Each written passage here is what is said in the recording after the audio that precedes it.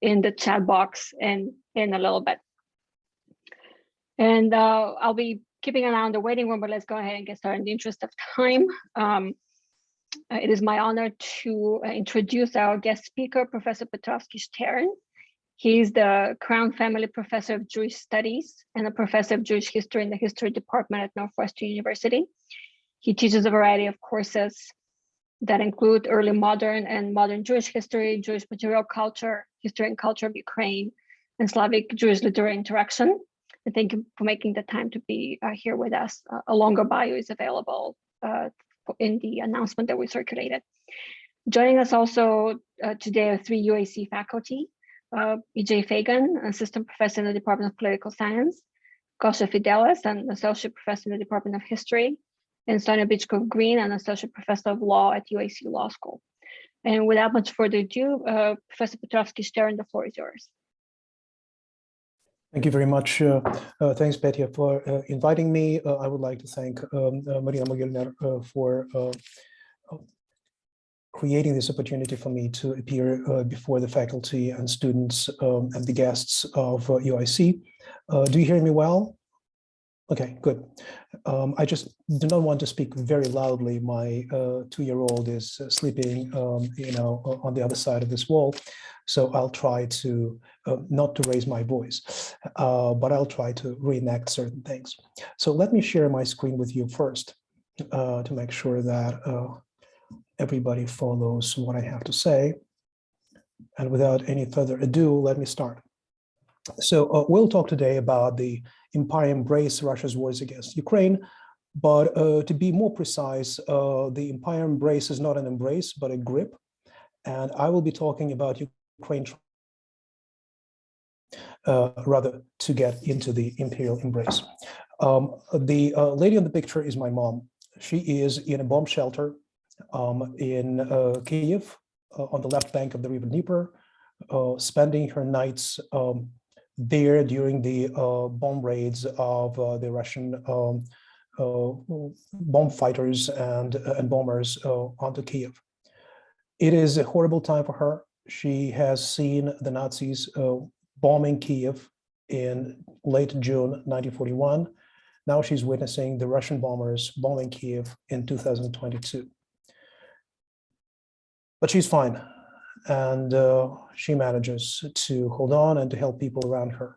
So the story that I'm sharing with you today is not only not only an academic story, but also part of the personal story. Let me start with this. In 1999, when Putin was coming to power, he was asked, what is the greatest geopolitical catastrophe of the 20th century?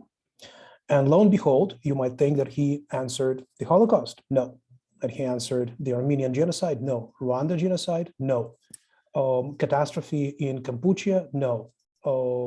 The bombing of Hiroshima and Nagasaki? No. He said the greatest geopolitical catastrophe of the 20th century is the collapse of the Soviet Union. And many people laughed at that time. Many people thought that he is not serious, that it is a good joke. But very few pundits actually realized the guy is coming to fix the problem, and he's coming to maybe to restore what has been, from his perspective, the greatest catastrophe of the 20th century that he now comes to reverse. One of the Putin's plans, I would say the most important strategic plan of Putin, was to restore the Soviet Union in its 1991 borders. That is to say, with all the republics of Central Asia. Do you see my cursor on the screen, right? With all the republics in the southwestern part of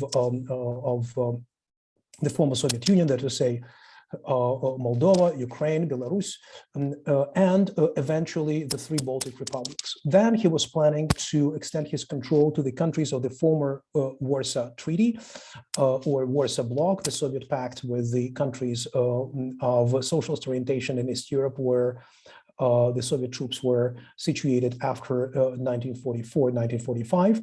And that would be his goal. That would be the goal of his life.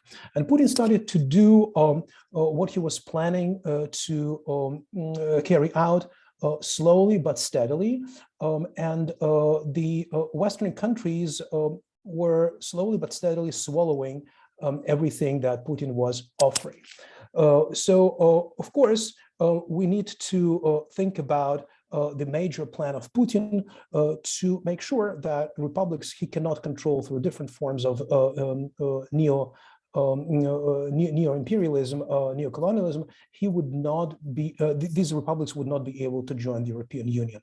Thus, Putin and Putin proxies created that particular territory in Moldova, controlled by the self-proclaimed autonomists in the region known as Transnistria, on the other side of the river Dniester. And because of that particular division of Moldova, Moldova has no chance to enter the NATO bloc, because, as you know, NATO is declaring in its statute that the countries that have boundaries or political borders that are not defined or that are fuzzy cannot enter NATO. The same is more or less true about European Union. Then Putin did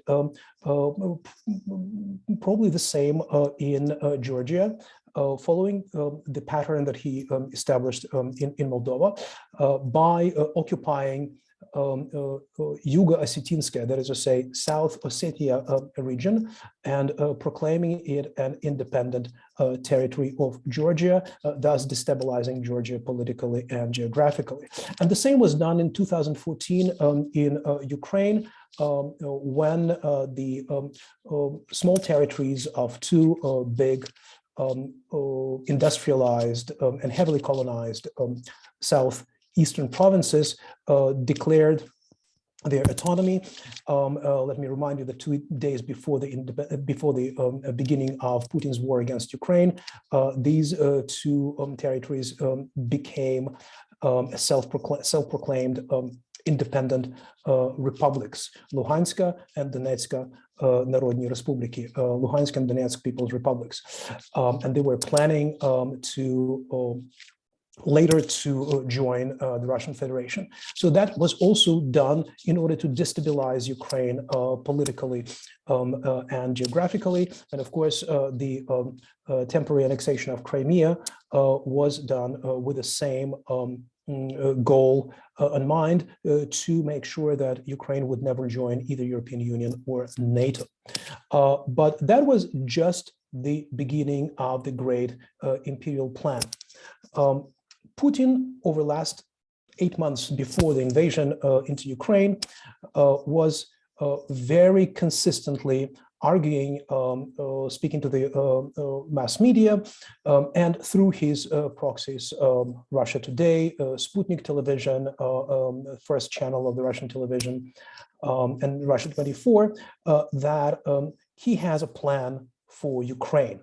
And of course, that plan was crystal clear on February 24, when Putin announced what he called the limited military operation in southeastern Ukraine in order to militarily control those recently self-proclaimed independent republics. Putin was saying this. First, he needs to check the eastward expansion of NATO. He needs to denazify Kyiv government. He wants to secure militarily the newly declared autonomous Donetsk and Luhansk republics. He was also coming to protect allegedly persecuted Russian-speaking population of Ukraine, and big case scenario, return the lands stolen by Ukraine as the result of the collapse of the Soviet Union. When he says what he says, we have to keep in mind that Putin is a formidable liar. He lies even when he moves his lips. He lies in his commas and in his pauses. And if you look at what he says, and if you take it seriously, you might say, well, he has very good agenda and he has geopolitical plans that are justified. Nothing of that is actually justified because NATO leadership Mr. Stoltenberg has said many times to Kiev authorities, to Ukrainian government, that Ukraine is not ready to join NATO, and the joining of NATO by Ukraine is not even on the table. So there is no imminent threat of Ukraine joining NATO because Ukraine is not ready and NATO doesn't even want to talk about that. Second, how can you denazify a Kiev government where the president of Ukraine is of Jewish origin? What is the Nazification of Ukraine, which is the country inhabited by dozens of different ethnic minorities who are quite well represented among the top Ukrainian elites, including people of Russian, Ukrainian, Jewish, Romanian, Hungarian, Crimean Tatar, Georgian origin. He talks about securing militarily the republics, but actually the attack against Ukraine went from east to west, from north to south, and from south to north. Putin attacked Ukraine from four different parts, from four different directions, and what he started is not a limited military operation, but rather full-fledged invasion into a democratic and sovereign country.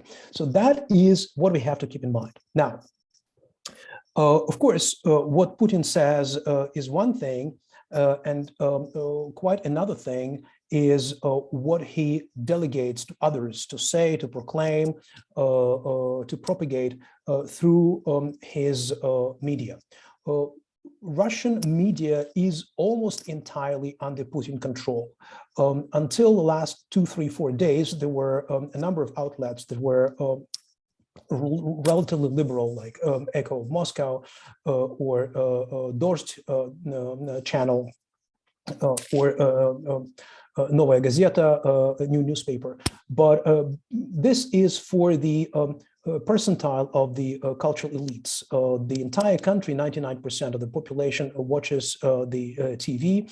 And as they say today, Russians exchanged pravoslavia for televidение. They exchanged Russian Orthodoxy for television. So they believe wholeheartedly in what the television says, and the television channels are entirely under Putin control. So the anchors that are mouthpieces of Putin propaganda are claiming from the Russian TV that there is such a heresy called Ukrainism. Ukrainianism is a heresy, that is to say, just to think that Ukraine is an independent people, independent country, and can exist without the Russian embrace is a heresy. A heresy against what? Against Putin's system of beliefs, against his symbol of faith. Of course, the television, Russian television, the anchors of Russian television are trying to convince, and very successfully convince, the Russian public that Ukraine looks forward to Russian embrace and wants to have all the Banderites, that is to say, allegedly Nazi-oriented Ukrainian nationalists, to be removed from power. And Ukrainian and Russian people, of course, have been and should be one, and so on and so forth. In addition to that, they repeat the myths of the late 19th century Russian administration that Ukrainian language does not exist, that Ukraine has always been with her big brother, and they condescendingly treat Ukraine as little sister who has to come to embrace of her big brother, which is Russian Empire, or the Russian Federation for that particular case. Putin, over the last 8 months, was also very consistently repeating one of the same mantra, that Ukraine is a failed country, that Ukrainian government is xenophobic and Nazified, and of course, Ukraine would be much better without that particular government if it comes back to Russia. So this is kind of geopolitical fascist type of myth that Putin is very carefully and very consistently, and I would say very successfully, inculcating into the minds of his listeners, admirers, spectators, constituencies. Now, when we talk about Russian invasion, first thing that we have to keep in mind is that we are talking about enormous predominance of the Russian military in comparison to the Ukrainian one. You can look at this table. I have another table which is more up to date, more precise, and also more visual. In a second, I'll show it to you. But it gives you an idea of the ratio of Ukrainian troops, reserve troops, military budget, gold stock, vis-a-vis the Russian army, reserve troops, military budget, and gold stock. There, the ratio is 1 to 5, 1 to 7, sometimes 1 to 2. But please keep in mind that these figures that you see on the sites such as Bellingcat or other very serious pundits who study the Russian military and who study military conflicts, these figures are abstract figures because it gives you just a general approximation of the troops and ammunition in the Russian army and in the Ukrainian army. But that changes radically when you think about 175 troops amassed along the Russian-Ukrainian border, where the Russian predominance becomes vis-a-vis Ukrainian 20 to 1, 30 to 1. Especially it is clear when you look at fighter jets, bombers, transport aviation, attack helicopters, tanks, armored vehicles, and Navy. Here, the advantage, Russian military advantage is astounding. Especially, I would also remind you that from 4 a.m. to 6 a.m. On February 24th, Russians bombed major Ukrainian military airports, practically destroying 80% of Ukrainian military aviation that was not warranted timely and that remained on the ground. Until today, Russia has absolute predominance in the sea and in air, on the sea and in air.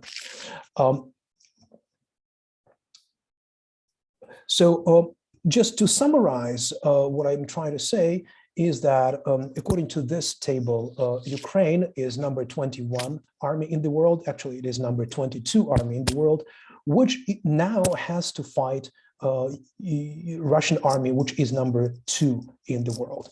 Just think about not only figures, but also psychological impact of these figures and what it entails for the people who are under attack of the second army in the world. Now, taking into consideration that predominance, taking into consideration the enormous build up of the Russian military over the last 20 years and very slow build up of the Ukrainian military over the last 8 years, we need to look at this map and let me briefly discuss what this map shows and what it doesn't. Russians attack Ukraine from the Belarusian territory. There was a dagger into the back, as Ukrainians are saying today, from northeast, from southeast and from the south. Ukraine was attacked from these 4 different sides, and the attack was simultaneous. So Ukrainians had to defend the country on various directions. And what is the result of the more than 2 weeks of the fights is that Russian troops actually managed to get under their control, partial control, Kherson, Berdyansk, Mariupol, and that practically it. No other big center, no other big city came under Russian control. Kiev, Chernihiv, Sumy, 20 kilometers from the border, like 15 miles off the border. Kharkiv, all remain under Ukrainian control. And Russian troops moved into the Ukrainian territory for no more than 150, 170 kilometers. The question is why? Also taking into consideration that these maps, this type of maps, are very much the same type of maps that you find in the books about Napoleonic invasion into Tsarist Russia in 1812, Austrian and Russian clash in Galicia in Halachina in 1914, Barbarossa operation of 1941, and so on and so forth. This is an old-fashioned map. What is old-fashioned about that? What it does not tell us? Actually, when you look at this map, you think that, okay, this territory is under Russian control, this territory under Russian control, and this territory under Russian control. It is not so. Russians hardly control the roads leading to the cities that they are trying to besiege, and their logistics is almost non-existing. This is something that we'll talk in a second. So you have little strips of roads leading to this temporarily occupied cities, but not the territory on its own. Russia has a very different type of front, and this war also teaches some new types of strategy that we have to keep in mind when we talk about massive troops coming to do their work in Ukrainian territory. So the question is why Russians have been so unsuccessful militarily with all their enormous, humongous might and overwhelming predominance in air and on the land. I would ask this question again if we look at that particular table of Russian losses. Of course, this is taken from the Ukrainian sources. The American sources, the Belligate sources are much more modest.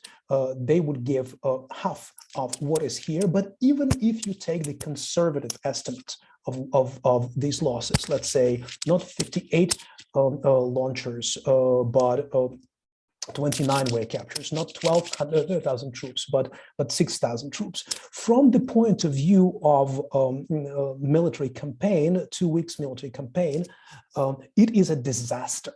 It is an absolute military failure, because the idea was, and that was what Putin was discussing with Shoigu, that they will attack Kiev from the north, Kharkiv from the east, and Odessa and Kherson from the south. They will capture these towns in 2-3 weeks. Putin will bring one of his proxies to sign the agreement with the Russian Federation. Ukraine will be federalized.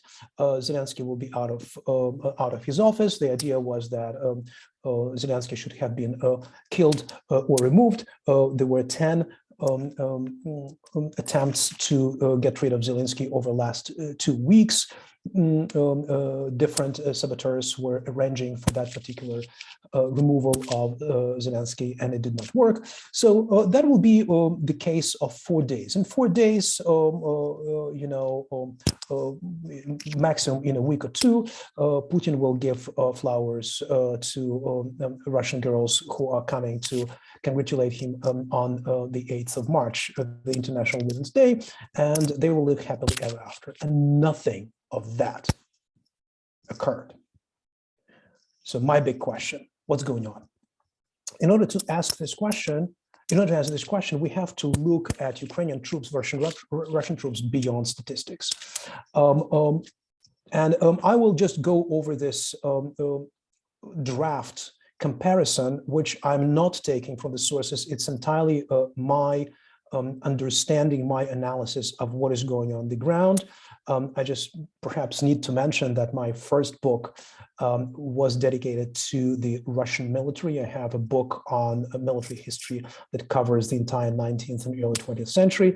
I graduated from the Soviet University with a degree of senior lieutenant of counterintelligence. So I do have some military preparation that I'm just using here to analyze what's going on.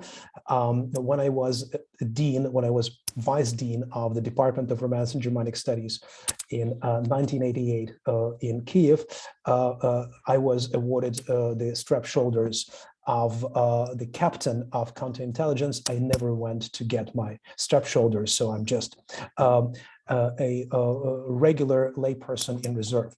But some of the know-hows I'm using in order to analyze what's really going on the ground. So Ukrainians are highly motivated defense troops. They are amazingly united geographically, and you do see a Ukrainian army speaking up on the media, and I am really amazed to hear intelligent, well-trained soldiers who have this staunch belief that they will win, and that the evil force of the empire should be ruined once and for all. Many people who participate in combat today, especially those who joined the so-called territorial defense, I'll talk about that in a second, they have Maidan times combat experience in densely populated urban areas. That is to say, people who were defending the Maidan Square during the Revolution of Dignity in 2014, fighting the Russian troops, very heavily armed Russian troops, they have this experience of urban combat. Also, something quite unexpected. I never saw that in any Eastern European army, let alone Ukrainian army. Ukrainians are using what I call US and NATO system of mobile defense. When they are attacked and they cannot hold the resistance, they will retreat, they will create a cauldron, they will get several units of the enemy into the cauldron and will destroy it. So they work through skirmishes, they ensnare small units, and they attack military convoys quite successfully. Ukrainian army is also very mobile. People are armed with anti-tank and anti-aircraft portable launchers, so something that you can carry on your shoulder, and you can go into the woods. You do not need to have a road in order to conduct your attack against tanks, armored vehicles, and multiple missile launchers of the Russians, and that makes the defense extremely mobile. Ukrainians have high quality individual ammunition. Russian prisoners and those people whose telephone calls are intercepted by the Ukrainian military, they say that Ukrainians are armed as keyboards. They are armed as people from the Star Wars. Individual armament is of very high quality, and that is also something we need to think about. And of course, Ukrainians have superb logistics support because the entire nation stands behind them, and even if you have a lady in semi-bombed Mariupol who has nothing in her kitchen but flour and water, she will be baking bread for the defenders of the city. The last thing she has, the last thing she can do, just because she needs to be part of the defense system. Ukrainians know very well the Ukrainian terrain. They know very well their own land, something that makes them very different from the Russians. And of course, what they do not have, their air cover is almost non-existing. They have very weak navy, if at all existing, 2-3 ships that guard the shore, no more than that. And of course, they do not have any weapons of mass destruction. Now, let's look at the Russians. Russians have proved, beyond reasonable doubt, that they are hardly motivated at all, and they are disoriented. They do not know what they are doing in Ukraine. They have no clue why they have to capture Kiev and why they have to bomb kindergarten schools, colleges, and hospitals. Most Russians, except those who had fought in Syria, they do not have any kind of combat experience in urban areas. Their system of leading the war is based on very outdated Soviet system of breaking through the front lines and then moving forward. The word retreat, for any kind of reason, tactical reason, logistics reason, doesn't exist in Russian Federation combat status for the army. It's just not there. So which makes the army, bold, brazen, but also very immobile and not flexible. Russians are ready to launch large-scale operations. They do not know how to work in small units. They have heavy armored machine-based artillery. Compare it to portable launchers that Ukrainians have, and every time they need to put up this artillery pieces and operate them, they need special terrain. They need prepared territory, and that is not what Ukrainians allow them to do. Now, it turned out, as we see from the reports about the captured Russian POWs, that they have very low quality individual ammunition. So they are just poorly dressed. And that is something very important. Ukrainian weather is quite changeable in March. They're expecting frost and snow. If Russian troops sit in their tanks for 1-2 days and they are running out of fuel, and they have very low quality individual ammunition, so they just get frozen, and they are ready to surrender.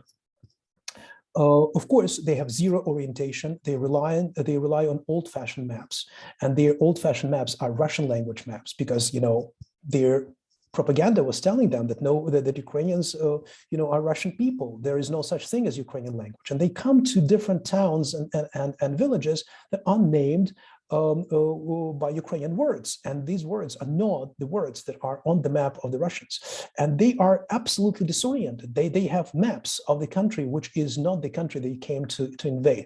That creates havoc. Of course, as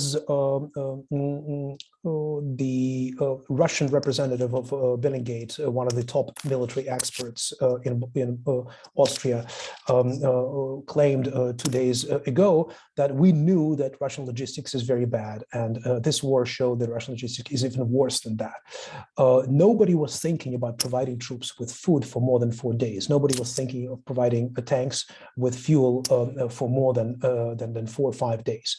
So, and Ukrainian troops are very successfully cutting the supply lines of the Russian troops, making them suffer, because they are just cut off from the main forces in Russia and from the fuel reservoirs in Russia. So they don't know what to do.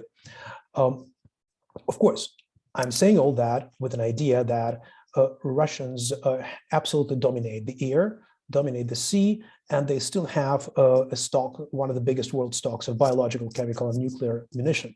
And that is something to keep in mind, because Russians continuously threaten to use that against Ukrainian civil population.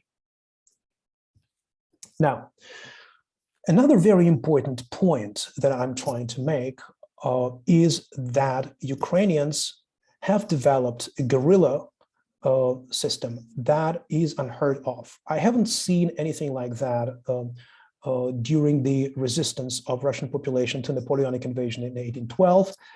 What Ukrainians are demonstrating right now put to shame the partisans of the Second World War, because not just small troops of volunteers join the territorial defense, but practically everybody. And that is everybody except, of course, refugees. And that is quite amazing.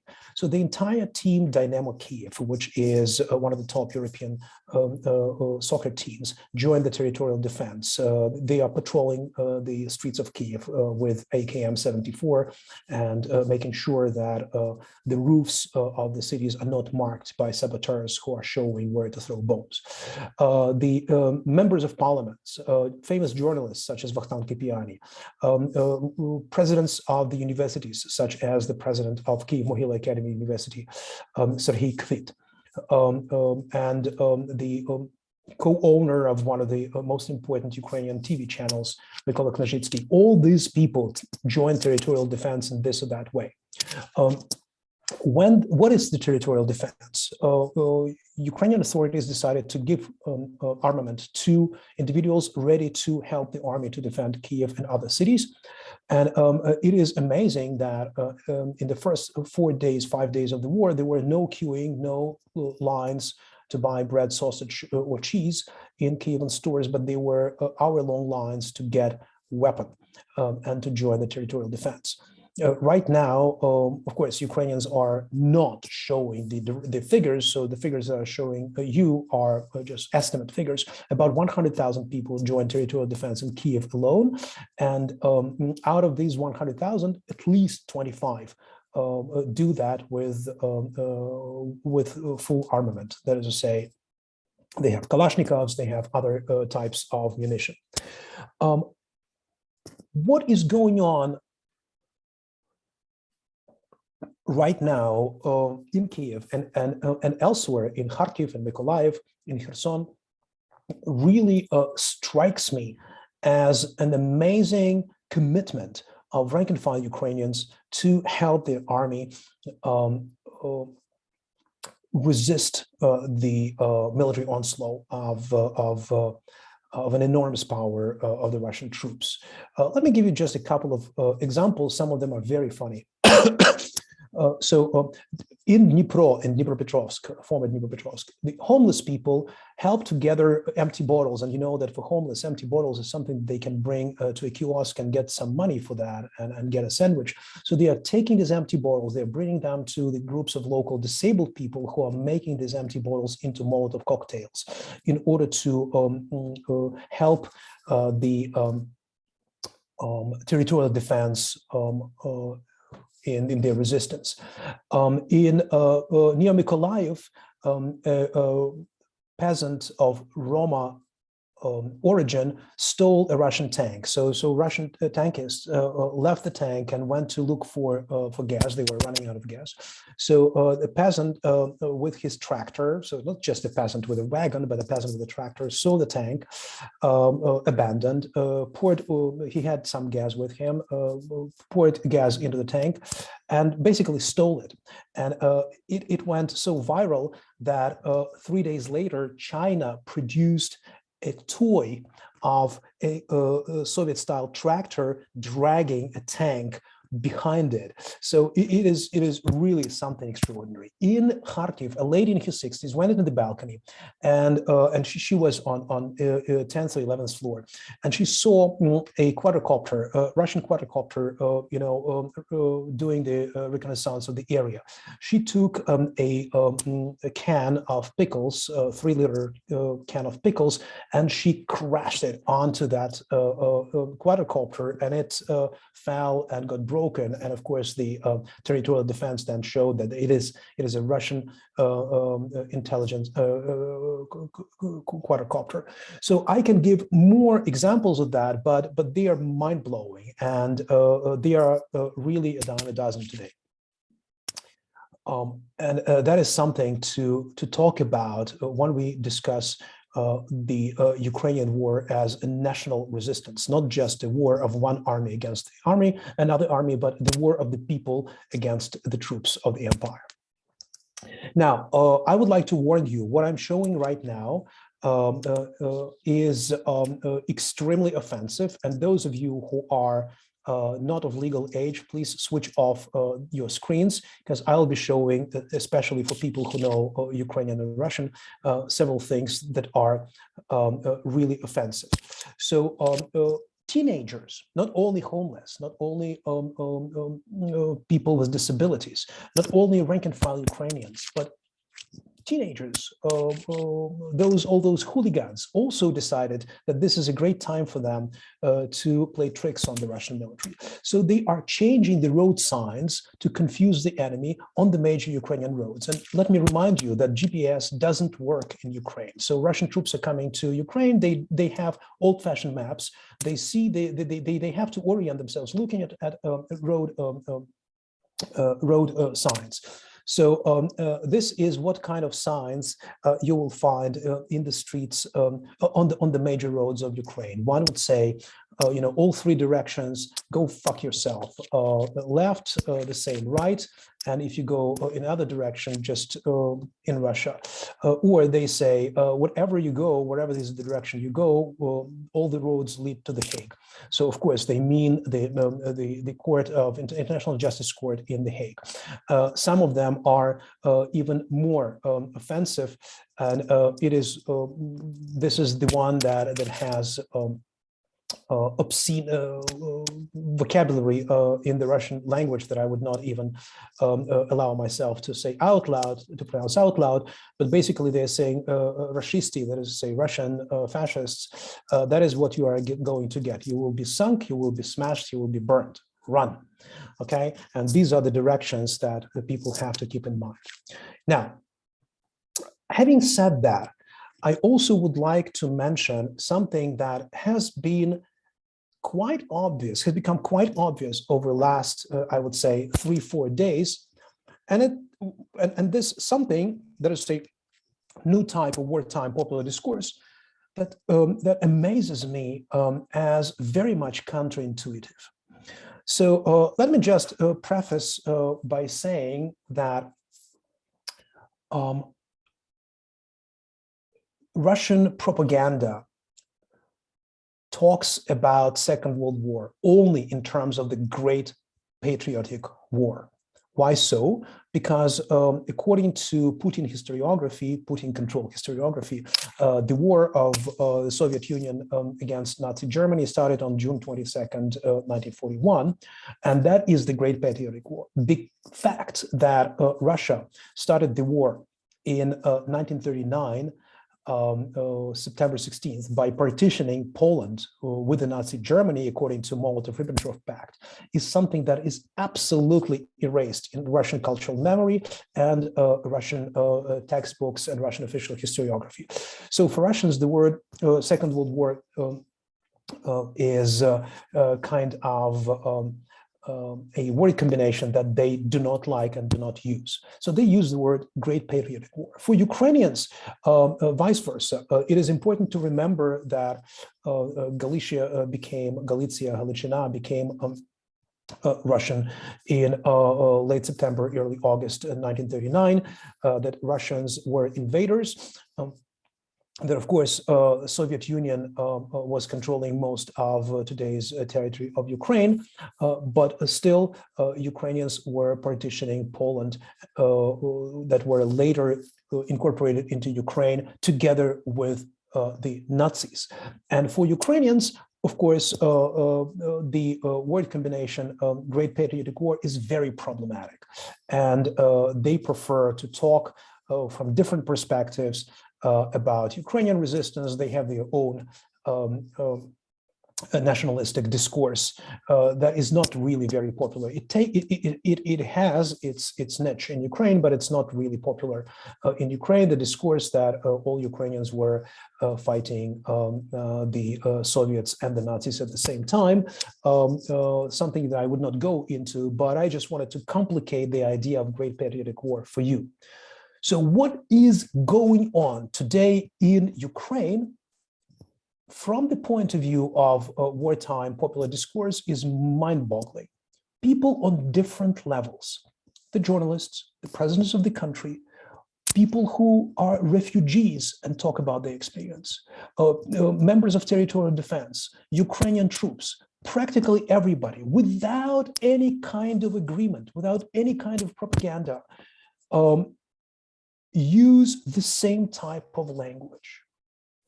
They say that Russian realm, Ruski Mir, something that Putin was propagating over the last 20 years, is basically Germans' Lebensraum, the living realm of the German people. But for Germans, it was territorial. For the Russians, it is the language. Ukrainians, including the president, are calling that particular war that is unfolding in front of our eyes the Great Patriotic War of the Ukrainian people, exactly as Russians were calling their war the Great Patriotic War of the Soviet people. Ukrainians call Russians not Russians, they call them Rashisti, meaning this is the contamination of two words, fascisti, fascists, and Russians. So, and it is, of course, the word coined along the lines of fascisti, of how the word fascist sounds in the Russian language. Ukrainians are demanding the increase of sanctions, and they call sanctions the second front, as the Soviets were asking the Americans and British troops to start what came to be known as the D-Day disembarkment in Normandy to open the second front. Ukrainians are saying Odessa was, is, and will be Ukrainian, exactly repeating the mantra of the Soviets in 1941, 1942, that Odessa was, is, and will be Soviet. Ukrainians talk about the Anschluss of Belarus, as everybody was talking about the Anschluss of Austria in the 1930s. The genocide of Ukrainians is compared to the Holocaust. The Russian anchor, one of the most important Russian propagandists of Putin's talk, Solovyov, is compared to Goebbels. Putin's attempt to conquer Ukraine in 3 days is called Putin's Blitzkrieg, in comparison with Plan Barbarossa Blitzkrieg of Hitler in 1941, and so on and so forth. So especially when people see the footage with the burnt Ukrainian villages, the first thing that comes in mind, the same footage of the burnt Ukrainian villages in the times of the Nazi occupation of Ukraine. Of course, this popular discourse is based not only on a very serious understanding of what is going on, but also on brazen, courageous, and extremely witty vision of what is going on. Ukrainian media are full of caricatures, cartoons, and anecdotes, and that is these cartoons and anecdotes, humorous stories about the war, have such a presence, such a thick presence in Ukrainian media that I would say Ukrainians treat the war with the attitude of the 17th century Cossacks. Let me share with you some of the pictures. So this is the perception of war. This is, of course, Mel Gibson sitting next to Jesus Christ, who is Jim Caviezel. And what is the inscription? This is NATO explaining to Ukraine why it cannot close the sky, right? So I would not explain the ramifications of this cartoon, but it is quite clear. Well, think about that. Chuck Norris calls Vladimir Zelensky and says, Vladimir, this is Chuck. And Vladimir Zelensky says, how can I help you, Chuck? So again, it's a very nuanced joke, but those of you who are well familiar with Chuck Norris and his multiple movies where he is a savior of everybody, to hear that Volodymyr Zelensky is going to help him, it sounds quite humorous. Or look at that.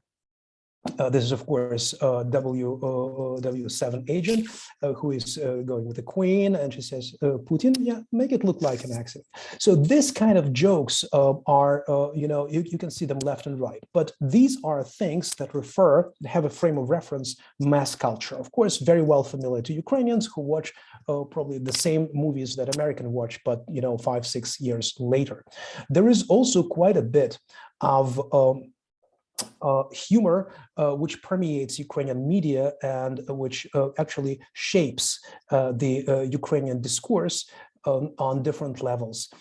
That is not only visual, but also verbal. I'll return to visual in a second.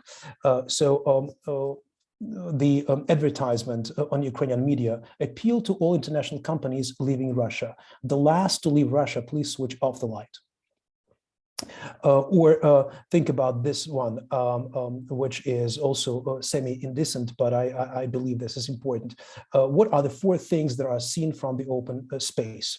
Well, pyramids in Giza, the Grand Canyon, the Niagara Falls, and the balls of President Zelensky. Okay, so and of course, the famous joke that people exchange when Zelensky calls Putin and tells him, Vladimir, would you like to hear the joke? Putin says, yes. So Zelensky says, Kyiv. Putin says, I didn't get it. Zelensky says, oh, that's exactly what I mean. So, and again, we can continue this kind of a discourse looking onto how Ukrainians think about the war, but I believe it's very important to see that they think about the war mobilizing the entirety of Ukrainian oral and visual culture of last 300 years. So, for example, look at this famous Cossack Mamai, a brave warrior, Baroque turban player performing of epic songs. This is a cultic image in Ukraine. This person is kind of an image that everybody is familiar with, right? And he is of a Cossack origin. He's a Cossack, right? So he is a mixture of Ukrainian and Slav and a Tatar. Here is the modern version of that same Cossack Mamai, who is singing praise to Bayraktar, to a Turkey-made drone used by Ukrainian troops against the Russian military. Or think about that. This is famous picture of Ilya Repin, Ukrainian-born Russian painter, perhaps the most important Russian painter, realistic semi-impressionist Russian painter of the late 19th century. This is his famous canvas, which is called Reply the Zaporozhian Cossacks to Turkish Sultan, right? So this brazen, courageous reply of the Cossacks who are not going to bow down, to kowtow to Turkish Sultan. And look what an unknown unit of Ukrainian troops is doing, just reenacting the same picture and showing that they are writing the letter, but of course, the letter that I'm writing is to Putin, not to Turkish Sultan. Finally, I just wanted to mention that that kind of humorous perception of what is going on also permeates the attitude of Ukrainians toward Russians. So Russians, everybody was thinking when the big international companies will be leaving Moscow and other Russian cities, would rush to the streets protesting against Putin. Nothing like that happened. They rushed to the stores to get the last vestiges of what is available. So, and there was quite a bit of reports of the fights of the Russians and a huge crowd that inundated IKEA when IKEA announced that it is going out of Russia. So the picture that was taken as the reference was The Last Day of Pompeii, oil painting by the Russian artist Karl Brylov, academic painter of the first half of the 19th century, the favorite painter of Nicholas I. And this Last Day of Pompeii is also a cultic picture in Russian and Eastern European public discourse. Now, Ukrainians are creating that particular version, which is the last day of, not of Pompeia, because in Russian it's Pompeia, but last day of IKEA, right? Muscovites rushing to purchase whatever they can before IKEA leaves Russia in the wake of Russian aggression against Ukraine. So I can continue discussing all of that, but we have to keep in mind that there is one big point that I'm not making, that I'm not discussing, which is casualties against among Ukrainian population, the humongous refugee crisis. Europe hasn't seen anything like that since World War II, and that is something that I will leave to questions and answers. And of course, before you make up your mind and start talking about Ukraine, you're related to Putin, to Ukraine, and your understanding and sharing with your friends and colleagues your understanding of what is going on in Ukraine, I very strongly recommend taking a look at 5-6 books that everybody needs to read, or at least to familiarize herself or himself with, in order to get a better understanding of what current crisis in East Europe, which many people call the beginning of the Third World War, is all about. Thank you. Great. Thank you very much, Professor Petrovsky-Stern. This was fascinating, and we'll have some time for questions. But before that, I wanted to give the other panelists time for a few remarks, and Professor Fidelis in particular. We're going to talk a little bit about the situation with the Ukrainians leaving Ukraine and going into Poland. Gosha, would you like to share your screen? Thank you. And I would like to thank Petya Kostadinova for organizing this panel and Johan for this very informative and powerful presentation. So let me share my screen.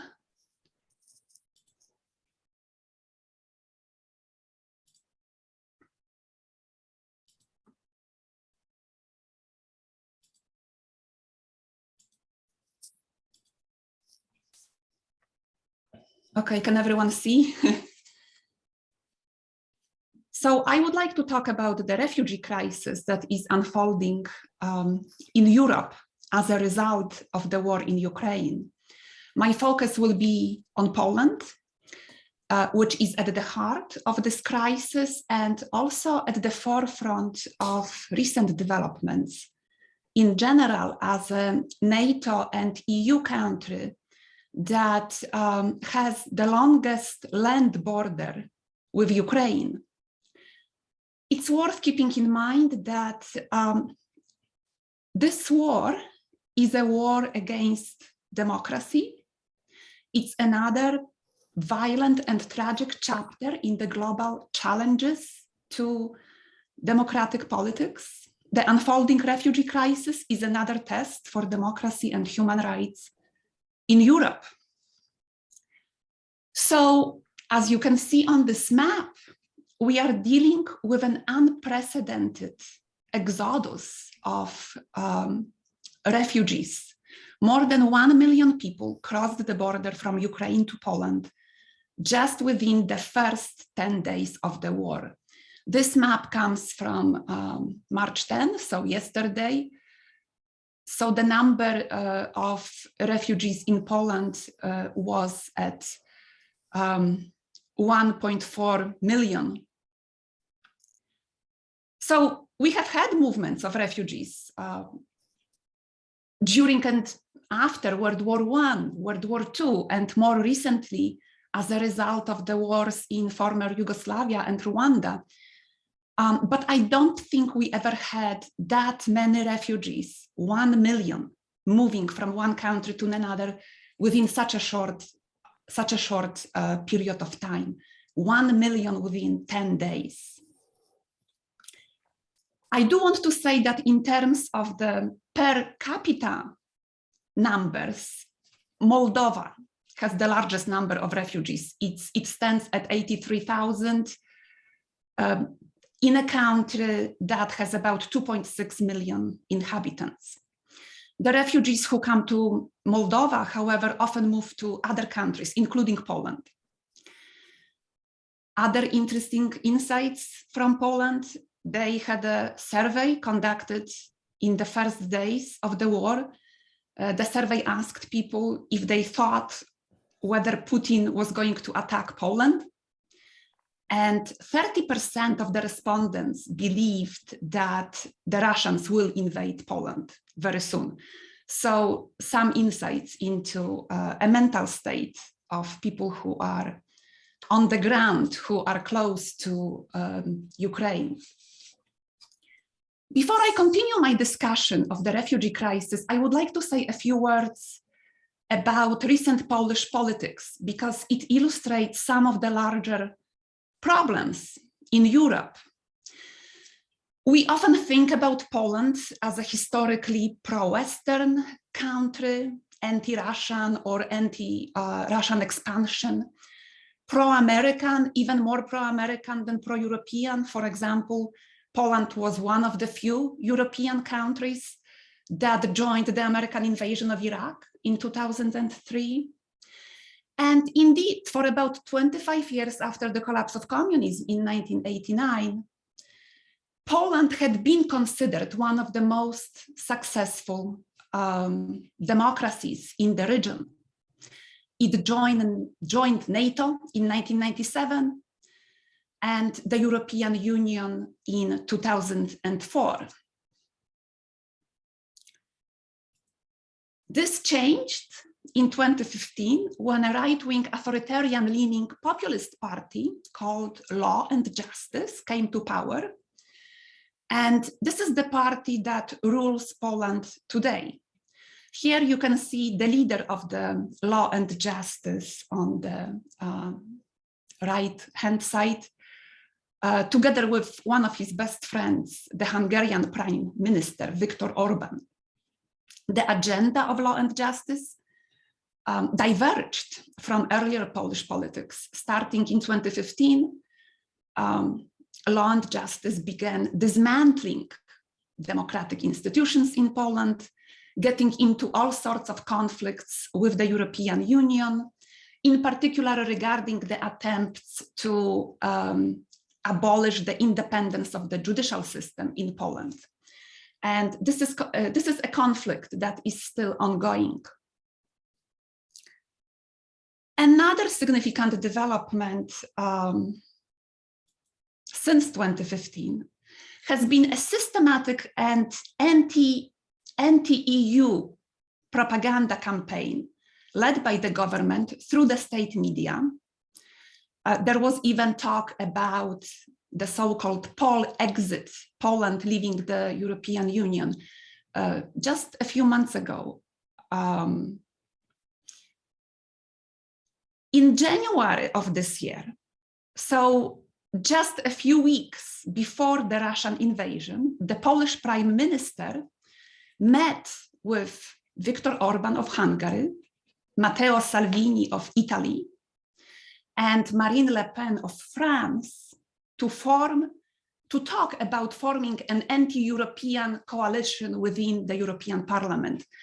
And here you can see a picture of the Polish Prime Minister together with Orban and Salvini. And this is one of their earlier meetings from 2021. And of course, all of this went hand in hand with a forceful rejection of refugees and strong racist, xenophobic rhetoric. Now, the situation changed on February 24, 2022. Since the Russian invasion of Ukraine, the Polish government has been in full cooperation with the West in terms of imposing sanctions and joining other responses to the Russian invasion. However, unresolved questions, political questions, especially the questions related to the rule of law in Poland, remain.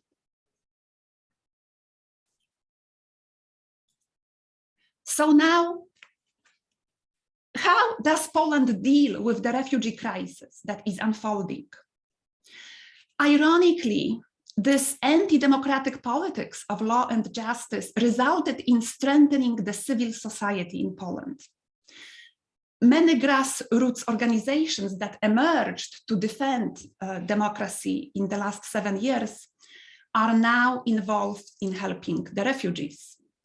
Women's groups who were formed to defend women's reproductive rights in Poland are now at the border, at the Polish-Ukrainian border, helping Ukrainian women. I feel uplifted when I see and read about the responses of ordinary people. Hundreds of thousands of people in Poland are making sandwiches for the refugees, going to the central station in Warsaw to organize activities for the children, taking in Ukrainian families to their homes, in some cases, tiny apartments. What I would like to emphasize here is that the images that you see on the news, people helping the refugees, feeding them, taking them to their homes, this is done almost exclusively by volunteers, the non-governmental organizations and ordinary people. The refugee camps are set up by volunteers, not by the Polish government. People are self-organizing through social media. Small businesses help. For example, hotel and restaurant owners are providing space and meals to Ukrainian refugees for free. This is an unprecedented popular mobilization on the part of society to help war refugees. The issue that I worry about is that people's energies and material resources are not unlimited. So some more images from the border. The Polish government offers, as I said, very little help at the moment. The parliament is working on a legislation to regulate the status of Ukrainians, but that legislation has many problems, and I can talk about that later. For now, the government delegated all the organizational issues to local governments, so local governments are involved, especially the local governments of cities and towns that are close to the Ukrainian border, but not the central government. And of course, there are problems that cannot be solved by volunteers, such as providing a legal status to the refugees, access to healthcare, access to schools for children. Half of the refugees are children, protection from potential exploitation. Significant help comes from the Ukrainian community in Poland. Prior to the Russian invasion, an estimated number of Ukrainians in Poland stood at about 1 to 2 million. And the exact number is not known because many of the Ukrainian immigrants had an unregulated status or were seasonal workers. But because there is a strong Ukrainian community in Poland, they also have a network of people and organizations, and they are currently involved in helping the refugees. So some more images. Now, this is another form of support and solidarity, and Johanan already started this. The images and the iconography. So the author of the Solidarity logo from 1980, Jerzy Janiszewski, just created this new logo for Ukraine. And again, I want to emphasize the unprecedented nature of this crisis. For Poland, this is a challenge on many levels. Poland is probably one of the most homogeneous states in Europe. It became homogeneous after World War II. In addition, the ruling elites since 2015 have promoted exclusionary nationalism and the idea that Poland is under attack from Western and domestic liberals. The government wanted to fight an imagined invasion from Brussels until the last days before February 24th. Now they are confronting the real invasion, and it's not coming from Brussels. It's uplifting to see the relative unity of the West in the face of the war.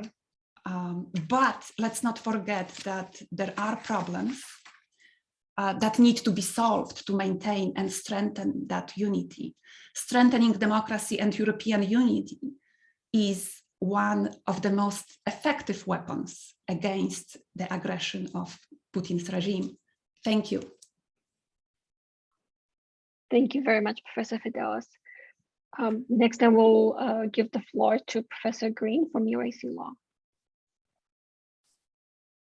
Thank you very much. And I don't have a screen to share. And I will keep my remarks very brief because honestly, I want to leave time for questions. From the law perspective of this, I wish I had something cheerful to say, like international law will come in and save the day.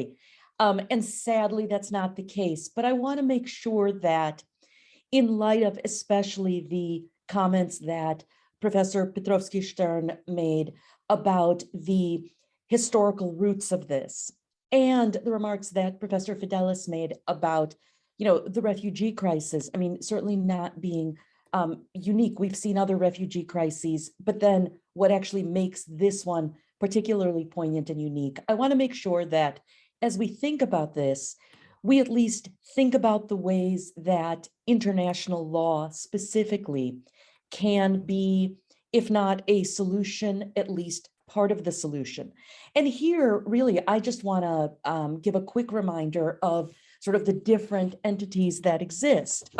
Within international law, obviously, the United Nations would be the first body that we would look at, and the United Nations Charter Article 2.4 says that members shall refrain from use of force. There's a pretty clear violation of that. On the legal side of things, Russia is using Article 51 as a possible defense to that, but they would have to claim that they were being attacked, which factually is just unsupported. And I think Professor Petrovsky-Stern's presentation, really emphasizes that. Within the US, as we think about our own legal system, the US legal system is supposed to include international law. And obviously we know that that sometimes works and sometimes doesn't. But there are basic principles of international law that US law is supposed to embody, which might leave room for perhaps some action just within the US. Within the international community, the type of aggression that Russia is showing now is a violation not just of the UN Charter, but of customary law and what are called Jus Cogens principles of international law, ideas that everybody understands and ideas that can't be repudiated or derogated from by statute. You might have read about, and I certainly would urge you to keep following what's happening in the International Court of Justice, or the ICJ. The slide that Professor Petrovsky-Stern showed about roads leading to The Hague is a direct reference to that. The International Court of Justice has limited powers at best. It works on the assumption that countries are agreeing to its powers. Russia has refused to appear and present arguments in this case, which is pretty telling, but also telling is the fact that the International Court, despite that, is not dropping this case and is hearing it. And we could look back to, and I'm certainly happy to chat offline also about the ICJ generally, but if we look back to how the ICJ looked at Russian aggression against Georgia, there's some interesting lessons to be drawn there. The International Criminal Court, separate from the ICJ, has opened an investigation. And within the United Nations, and this is just, both important because of what's happening now and important because it teaches us about the functions of the United Nations.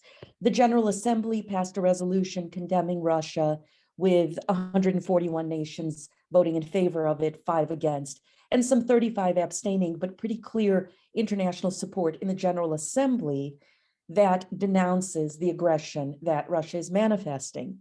At the same time, within the Security Council, where Russia has veto power, the Security Council is not able to do anything because of that veto power. The Human Rights Council within the United Nations is also passing resolutions denouncing Russia.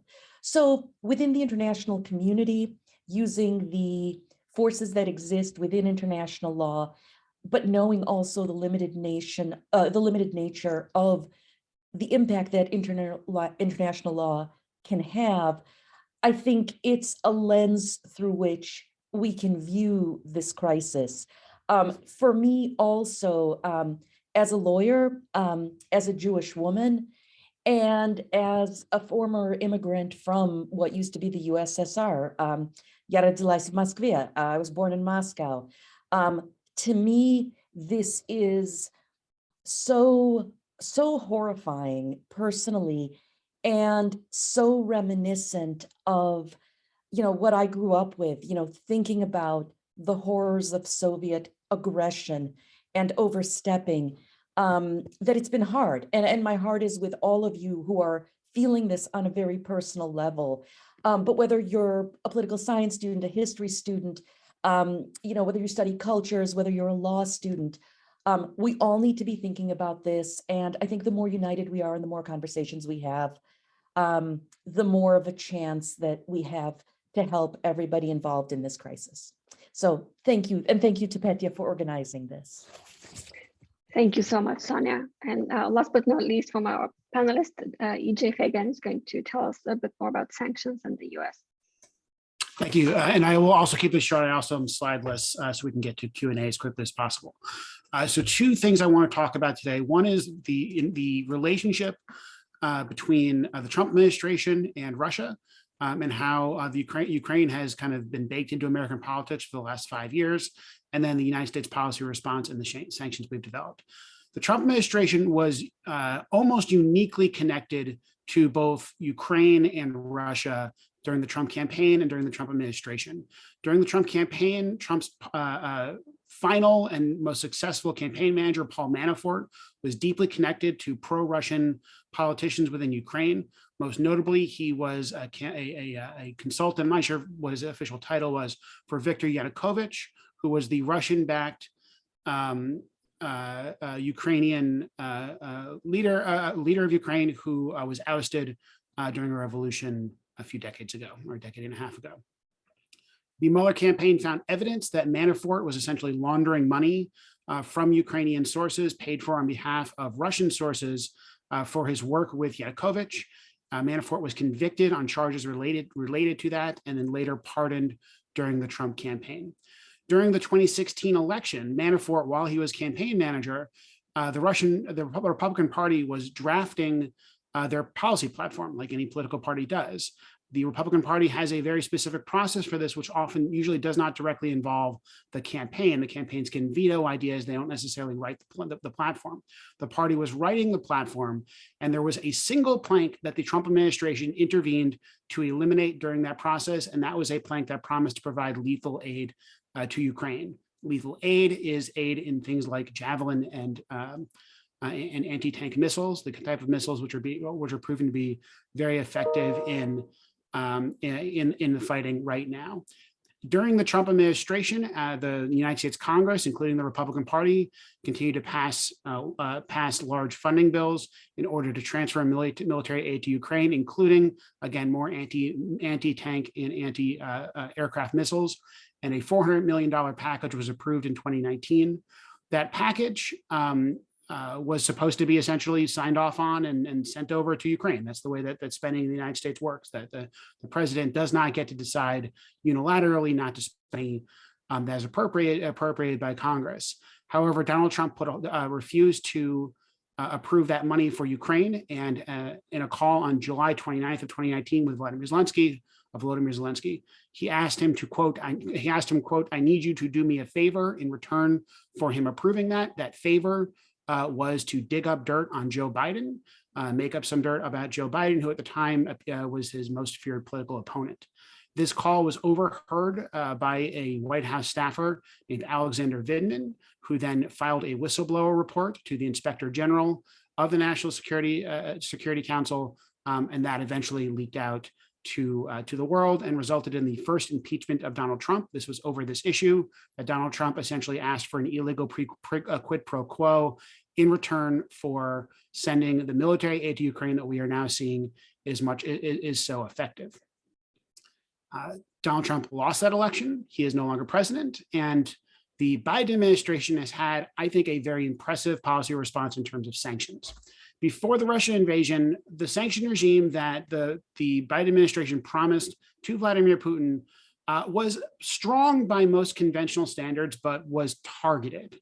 So there were many sanctions against individuals within the Russian regime, and then sanctions that were promised on certain exports to Russia that could have potential wartime uses.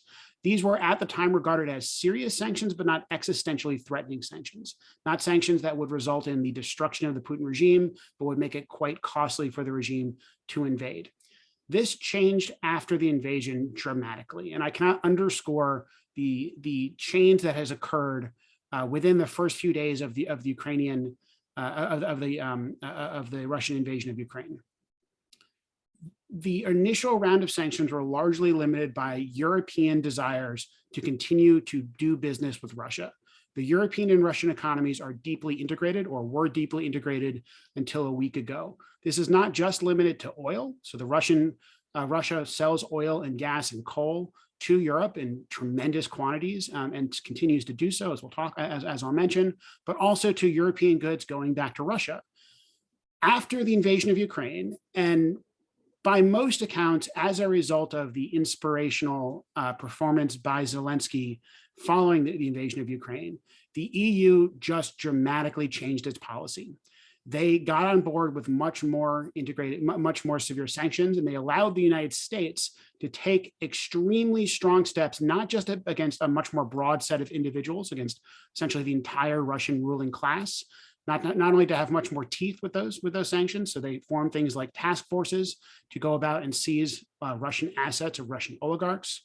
But much more importantly, they went after the Russian economy wholesale. So the Russian central bank has been sanctioned by the largest, some of the most important US and European law enforcement agencies. The Russian currency has tanked. It is worth half as much as it was about 3 weeks ago. And these sanctions appear to be continuing, and they appear to not have any outs. There is no way for Russia to get around most of these sanctions. They're not going to do it with cryptocurrency. They're not going to do it by building new pipelines and selling all their oil to China. This is extremely threatening to the Russian economy. However, there is a major exception to these sanctions, and that is Russian energy. Much of Europe's energy, their electricity, their heating comes from pipelines that are from Russia. Some of those pipelines go through Ukraine, some of them are underneath the Baltic Sea. Europe cannot conceivably turn off those pipelines. They would essentially stop being able to produce power. They would stop being able to heat their homes. Europe is looking for ways in the medium to long term, meaning between 1 and 10 years, wean themselves off of Russian oil, but that is a weaning. They are not able to immediately do that, which means that the Russian economy has not collapsed. It is much weaker than it was 2 weeks ago. The average Russian is paying about 2 times as much for imports as they would otherwise, and essentially all of Russian consumer goods are imported. And the quality of life, especially of the Russian elite ruling class, has dramatically declined. They want to take those yachts and sail to Italy and Croatia and places where they get to spend all the money that they've stolen from the Russian economy. That is now changed. Vladimir Putin is now talking about essentially returning to a Soviet-style isolation, which might sound good to him, but will have tremendous on-the-ground consequences for normal people in Russia and elites in Russia.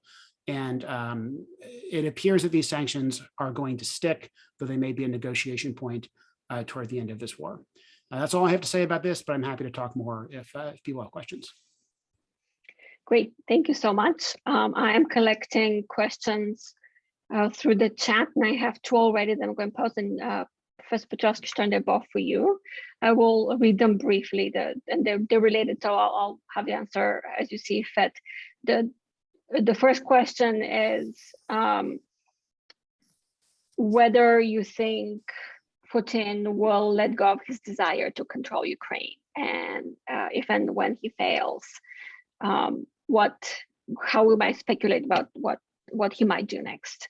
And then related to that is linking to developments that you talked about the development of Ukrainian nationalism as a mobilizing force and the implications of that national moment for post-war Ukraine. I will answer very quickly to the first question. It's very difficult to read Putin's mind. I don't belong to those historians or people who look very carefully at the situation and who think that Putin is mad. I think that Putin is not mad. He knows very well what he is doing. He is absolutely not ready to consider any kind of failure in Ukraine. He will raise the bar. He will increase confrontation. He will try to get Belarus involved. He has done that, talking to Lukashenko yesterday, and by using Russian bombers to bomb a village in Belarus. Bombers were coming from Ukrainian territory to create an impression that these are Ukrainians who are attacking Belarus. He is also trying to involve Kyrgyzia and Kazakhstan. There are military officials in Central Asiatic republics of the former Soviet Union who are trying to get more mercenaries joining the Russian army, and they are failing because nobody wants to go to Ukraine and die there. But Putin is increasing the confrontation. And I do think he is absolutely ready to use chemical weapon against Mariupol. He needs at least from this war, at least a corridor from Donetsk and Luhansk republics through the southeast of Ukraine to the Crimea. And that is the absolute minimum he wants to get, and I don't think he will get it. So I do think that he is ready to use the weapons of mass destruction. If he doesn't get what he gets, what he plans to get, there are 3-4 scenarios for for us to consider how this war can end. And I'm ready to talk about these scenarios, but that's a very big and a different question. Now, in regard to Ukrainian nationalism, there is nationalism, there is nationalism. I would say that ultra-right radicals play very little role in Ukrainian politics, and several scholars who study Ukrainian nationalism in a comparative perspective have quite soundly pointed to the fact that the right-wing politicians, the right-wing discourse plays much higher role in Hungary, Poland, and other countries in comparison to what it plays in Ukraine. So I would absolutely not put Ukrainian nationalism on any kind of a political map today. Ukrainian nationalists are fighting together with the Ukrainian army, but the radical, xenophobic, anti-Semitic voice in Ukraine now doesn't exist, period. Thank you. We have another question for Professor Fagan regarding sanctions. Given that Russia has essentially sanction-proofed themselves over the past few years, how effective can economic sanctions really be on Putin's decision-making? Sure, it's a good question. So the way that the Russian regime tried to sanction-proof itself was by essentially holding out large foreign reserves. So Russia sells oil abroad, and what they did was they took a lot of that money, instead of investing in the Russian economy, they held it in dollars, or really bonds, euros, yen, etc. Much of those reserves are now sanctioned and are unavailable to the Russian economy. So when we saw the ruble fall, what a normal economy would do, what Putin's plan was to essentially sell all of those reserves for rubles and prop up the price of rubles that could then be used to import goods.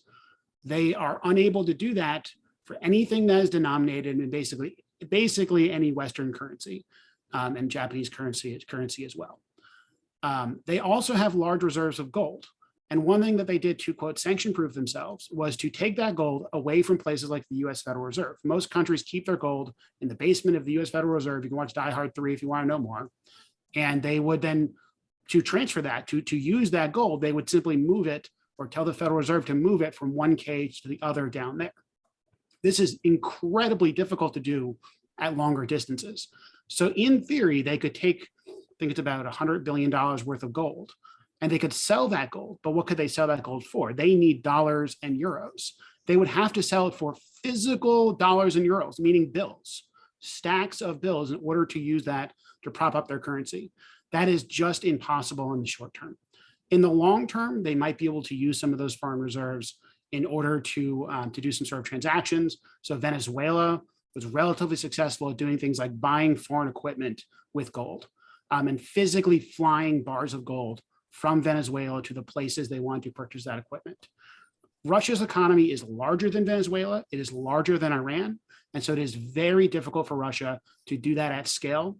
Similarly, using things like cryptocurrency, it is very difficult for Russia to do this. So Russia is not going to be able to get around these sanctions. And the result will be, in the long term, a deintegration with the Western economy, and in the short term, a lower standard of living.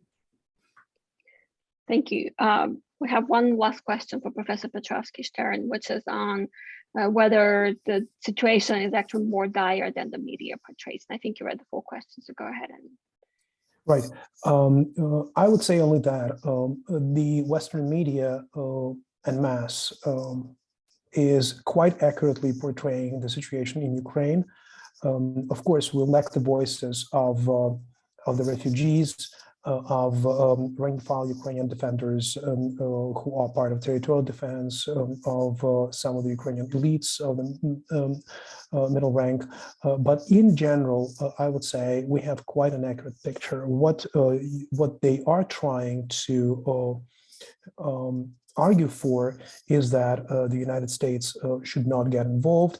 And that is based on a wrong assumption that the United States and NATO are playing a chess game with Putin, and Putin is playing on the other side of the chessboard. And that is a major mistake, strategic mistake of the United States president, because I think he has to understand that you are playing not against the chess player, but against a gangster. And gangster has his own rules, and gangster does not have any kind of respect to any kind of international rules, international law. He is illegal and using all sorts of illegal tricks and steps in that dirty, bloody game.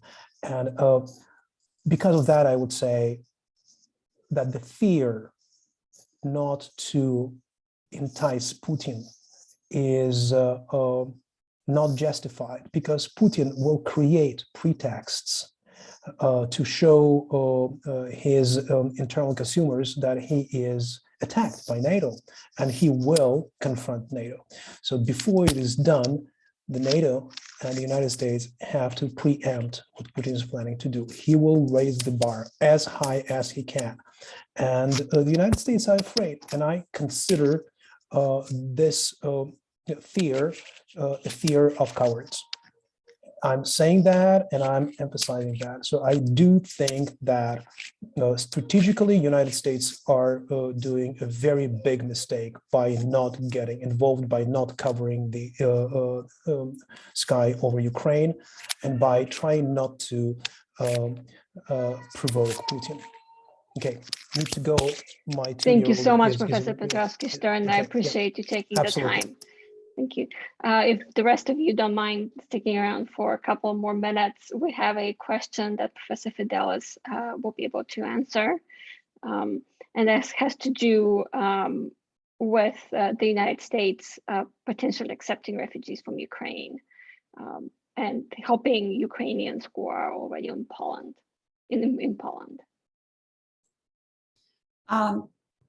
I hope the United States will accept the refugees. From what I understand now, they are providing financial help to Poland and also trying to regulate the status of the Ukrainians who are in the United States. But I mean, I have no knowledge of any specific, maybe someone else on the panel, of any specific programs being launched right now, except for the financial help and regulating the status of the Ukrainians who are already in the US. Sonia or EJ? No, I would absolutely agree with Professor Fidelis. I don't know of anything formally by the country, but there are a lot of organizations. Hebrew Immigrant Aid Society, or HIAS, is collecting money for Ukrainian refugees, but she's absolutely right. Right now, it's just financial. But this may be something, it's a great question, and maybe something that people can mobilize around and actually, get something formal in place.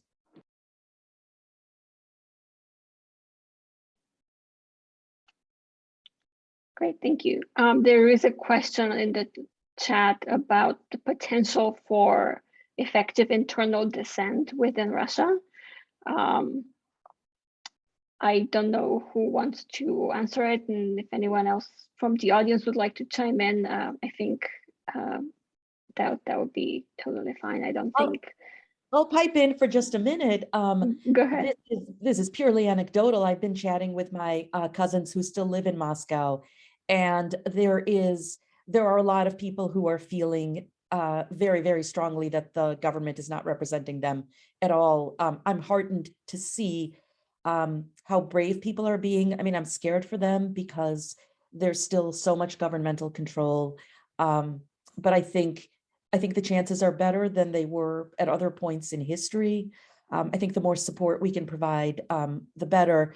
And again, just purely anecdotally, my oldest son is a hacker. He's a computer hacker, and that's what he does. And so he said there's a lot of chatter amongst the hacker community about what they can do to, infiltrate various channels, block Russian propaganda, all of that. So better chances than before, but I think we could help with that as well.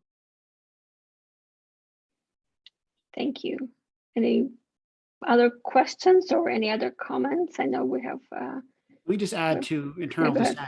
dissent. Before this invasion, the Russian media was largely state controlled, but the internet was open, and many social media platforms and Western media penetrated into Russia. Over the last week, we have seen a very rapid shutdown of most of those channels. The last remaining major Western social media network that was available in Russia was Instagram, which I believe is being in the process of being shut down today. It was also the most popular social media outlet within Russia.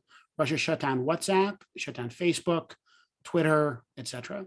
Many other American media companies have been pulling out. And I think there's an interesting kind of ethical debate about whether or not a Netflix should be allowing Western media into Russia. There's one argument to not do business in Russia, and sanctions will make that very difficult for them. But there's also another argument that these are some means of encouraging dissent. Russia is not China. They don't have the state capacity at the moment, at least, to have a great firewall, right, to censor media to that extent. They might build that eventually. So information can get into Russia, but the overall media environment has, over the last week, changed considerably into a much more authoritarian one. There's also a specific question about what the civil society can do to help the people of Mariupol and other towns there. And to those, I would say that there are any number of community organizations here in the Chicago area. I'm happy to post some links later on if people can contact me directly. And I think others have links as well. And Sonia, you mentioned some organizations as well. And I'm happy to share links too. The one specifically I've been working with is HIAS, which is the Hebrew Immigrant Aid Society, but there's a lot of different organizations. I think the more that we can pool resources, the better it'll be. And maybe we could figure out a way to organize that, like just have links that we share at least to the UIC community. That's great, because I've seen other universities do that. So I think it's worth compiling a list of those organizations and circulating them through the community as well. Great.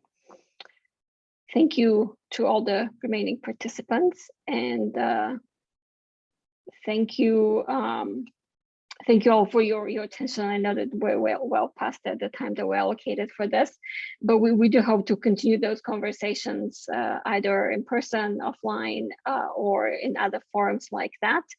I'll stop here and I say goodbye to everyone, and hope to stay in touch. Thank you for your time and your attention.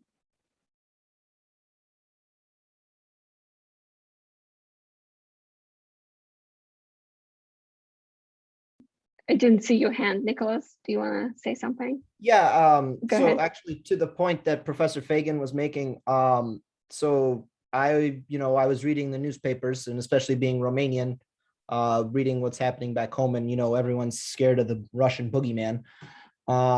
But also what was interesting is that I asked my dad, we're all Romanian, I'm first generation here.